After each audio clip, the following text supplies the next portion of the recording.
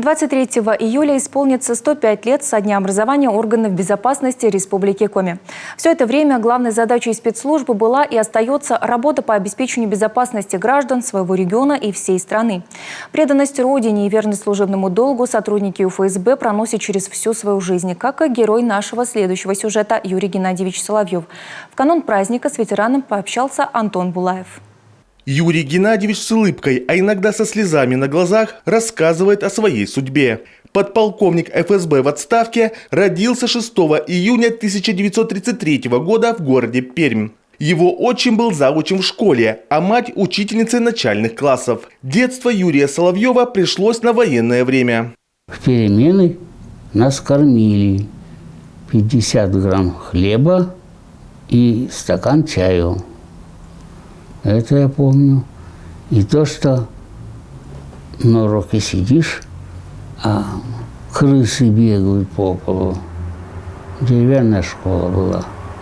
Вокруг школы окопы нарытые, потому что ждали налетов. Потому что на Горький залетали фашисты, и мы ожидали. В 1952 году Юрий Геннадьевич окончил Пермское речное училище на кафедре военно-морской подготовки. После этого переехал в Печору, где до 1956 года работал в Печорском бассейновом управлении пути.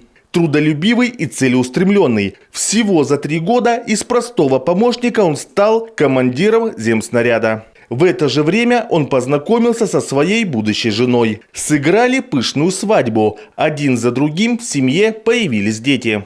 По этой причине я перешел в школу, прошел курсы, что там, столярка, слесарка, все было.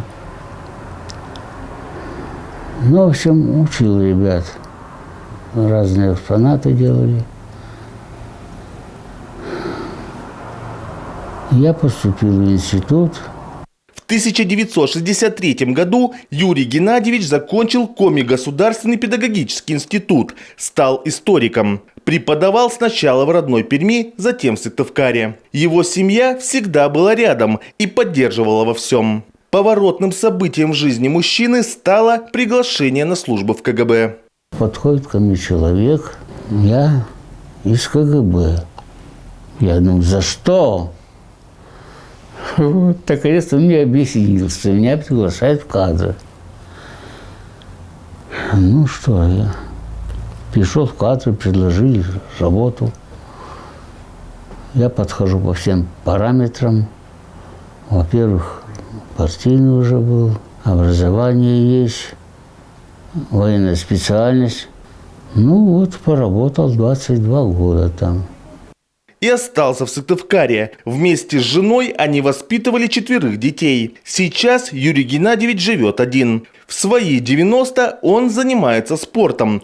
Каждый день силовая и кардиотренировки. Говорит, что только спорт и здоровый образ жизни помогут сохранить в здоровом теле здоровый дух. А в преддверии профессионального праздника напутствует коллег. Коллегам, конечно, хотелось бы успехов больших, раскрытия преступлений новых. И чтобы наше управление процветало. Антон Булаев, Ксения Мишарина, Эдуард Фомичев, телеканал Юрган, Сыктывкар.